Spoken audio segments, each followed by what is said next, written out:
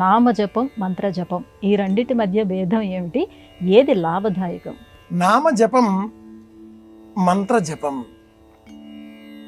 రెండూ లాభదాయకమే, కానీ సమయాన్ని సందర్భాన్ని గురువు ద్వారా మనం మంత్రాన్ని స్వీకరించామా లేదా అనే విషయాన్ని, మనం ఏ ప్రమాణంలో శుద్ధిని కలిగి ఉన్నాం అనేటటువంటి విషయాన్ని కూడా ఆధారం చేసుకొని నామజపం మంత్రజపం అనే రెండింటిని ఏదో ఒక దారిని అనుసరించవలసి ఉంటుంది. రెండు ఒకటి కావు. నామజపం పరమాత్ముడికి సంబంధించిన గుణగణాలను కీర్తించే, లక్షణాన్ని స్ఫురింపజేసే, పౌరాణికోక్తమైన అద్భుతమైన ఒక శబ్ద అక్షర సముదాయం, ధ్వనికి సంబంధించిన అంశం.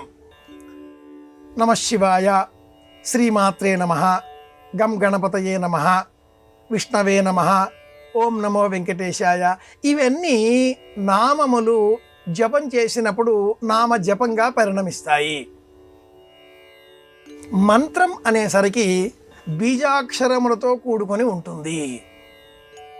అక్షమాలికోపనిషత్తు అనే పేరు గల ఒకానొక ఉపనిషత్తు అక్షరం నాశనము లేనటువంటిది అని అర్థం. ఆ అక్షరానికి ఉన్నటువంటి ప్రయోజనాన్ని దేవతారూపంతో అనుబంధింపజేసి మనకు ఒక శస్త్రం వలె అందిస్తుంది. ఐం ఇది ఒక బీజాక్షరం, వాగ్బీజం, ఇది మంత్రం.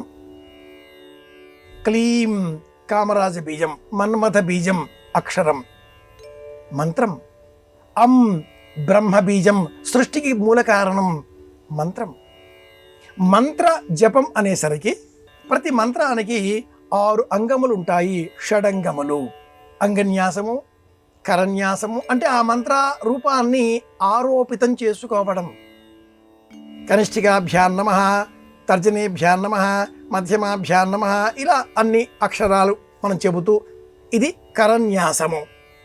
అంగన్యాసము పాదముల నుంచి శిరస్సు వరకు ఆ మంత్రాన్ని, మంత్రాధిష్టాన దైవరూపాన్ని ఆరోపితం చేసుకోవడం. 6 అంగములలో ఇవి 2. కరన్యాసము, అంగన్యాసము, కీలకము, కవచము, శక్తి, ధ్యాన శ్లోకం, మిగతా 4. రామాయణంతో ప్రారంభం చేస్తే భగవద్గీత వరకు ఇవన్నీ మహామంత్రాలుగా చెప్పినటువంటి మంత్రశాస్త్రం. వీటికి కూడా మంత్రము, కీలకము, కవచము, అర్గళము, ఈ విధంగా వివిధ రూపాలలో ఒక్కొక్క దైవానికి ఒక్కో విధంగా ఉండే మంత్రాంగములు 6 షడంగములుగా బోధించింది. అలాంటప్పుడు మంత్రం గురుముఖత మనం స్వీకరించాలి. మంత్ర జపం చెయ్యాలి అంటే ఉచితమైన ఒక స్థలం, ప్రశాంతంగా ప్రత్యేకంగా ఉండే చోటు, సంకల్పంతో కూడుకున్న విధానం, ఆచమనం చేయడం కోసం నీరు, కాళ్ళు కడుక్కోవడం, దేహశుద్ధి, అంతఃశుద్ధి, మనశ్శుద్ధి, భావశుద్ధి, ఇవన్నీ ఉన్నప్పుడు మంత్రజపం కుదురుతుంది. మంత్రజపం చేయడానికి నిర్ణీతమైన సమయాలు ఉంటాయి, కానీ నామజపం చేయడానికి ఏ సమస్య లేదు. భక్తిని ఆధారం చేసుకున్న నేటి కాలపు సమాజం నామజపం చేస్తే ఎక్కువ ప్రయోజనం సాధించగలుగుతుంది. ఉద్యోగం కోసం ప్రయాణం చేసే సమయంలో ఏదో వాహనంలో కూర్చున్నారు, బస్సులో కూర్చున్నారు, వృథా కాలక్షేపం ఎందుకు? నామజపం, ఓం నమః శివాయ, ఓం నమః శివాయ మనస్సులోనే, గం గణపతయే నమః మనస్సులోనే. వాహనం నడుపుతున్నారు, నామస్మరణ మనస్సులోనే. కనుక 2 ఒకటి కావు. నేటి కాలపు యుగ ధర్మాన్ని అనుసరించి నామ జపం మేలు కలిగిస్తుంది. మంత్ర జపం చెయ్యాలి అంటే అనేక నియమాలు ఉండాలి, ముఖ్యంగా గురువు ఉండాలి. ఇది విశేషం.